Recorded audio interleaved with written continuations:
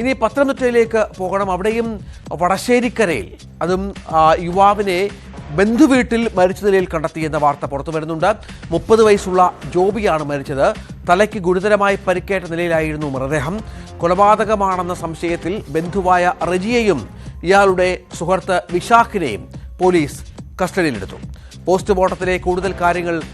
പോസ്റ്റ്മോർട്ടത്തിലൂടെ മാത്രമേ കൂടുതൽ കാര്യങ്ങൾ വ്യക്തമാകൂ എന്ന് പോലീസ് അറിയിച്ചു.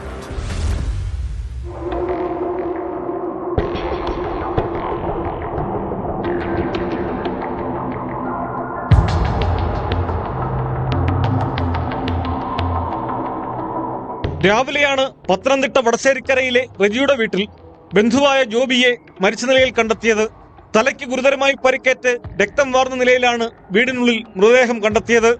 വ്യാഴാഴ്ച ഒരു ബന്ധുവിന്റെ സംസ്കാര ചടങ്ങിൽ പങ്കെടുക്കാനെത്തിയ ജോബി റജിയുടെ വീട്ടിലാണ് രാത്രി കിടന്നുറങ്ങിയത്. ഭിന്നശേഷിയുള്ള റജിയാണ് ജോബി മരിച്ച വിവരം രാവിലെ പോലീസിനെയും അയൽവാസികളെയും അറിയിക്കുന്നത്.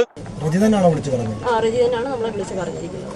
ഈ മരിച്ച ആളെ അറിയാമോ? മരിച്ച ആള് റജിയുടെ അമ്മാച്ചന്റെ മകനാണ്. ഇപ്പം മരിച്ചത് ജോബി. കഴിഞ്ഞ ദിവസം ചടങ്ങ് ഇത് കഴിഞ്ഞ ദിവസം ഒരു ബന്ധുവിന്റെ മരണച്ചടങ്ങ് ഉണ്ടായിരുന്നു. ഇന്നലെ ഒരു സംസ്കാര ചടങ്ങ് ഉണ്ടായിരുന്നു. അതിനുശേഷമാണ് ഇപ്പം മരണപ്പെട്ടതായിട്ട് കാണപ്പെട്ടത്. നമുക്ക് കൂടുതൽ വിവരങ്ങൾ അറിയത്തില്ല. നടക്കട്ടെ. കണ്ടിട്ട് ഭയങ്കര പരിക്കേറ്റ് കിടക്കുവാണ്. ചോരയിൽ കുളിച്ചാണ് കിടക്കുന്നത്. നിലവിൽ സാഹചര്യത്തിൽ ചോരയിൽ കുളിച്ച് തന്നെയാണ് കിടക്കുന്നത്. ഇവിടെ എന്തെങ്കിലും നേരത്തെ ആളുകൾ കൂട്ടം കൂടി മദ്യപിക്കുകയോ അങ്ങനെ എന്തെങ്കിലും ഇൻസിഡന്റ് വിവരങ്ങൾ നമുക്കും വെളിവായിട്ടില്ല. അയൽവാസികൾ ഒന്നും അറിഞ്ഞിട്ടില്ല. രാവിലെ മെമ്പർ അയാളെ വിളിച്ചു. അതെ റജീദ് നാളെ തന്നെയാണ് നമ്മളെ വിളിച്ച് വിവരം അറിയിച്ചത്. സംഭവത്തിൽ ദുരൂഹതയുള്ളതിനാൽ റജിയെ പോലീസ് കസ്റ്റഡിയിലെടുത്തു. റജിയുടെ സുഹൃത്ത് വിശാഖും കസ്റ്റഡിയിലുണ്ട്. ഇരുവരെയും പോലീസ് ചോദ്യം ചെയ്തു വരികയാണ്. കൊലപാതകമാണെന്ന സംശയത്തിലാണ് പോലീസ്.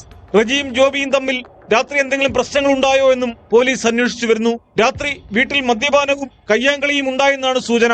കൂടുതൽ അന്വേഷണത്തിന് ശേഷമേ സംഭവത്തിൽ വ്യക്തത വരുമെന്ന് പോലീസ് അറിയിച്ചു.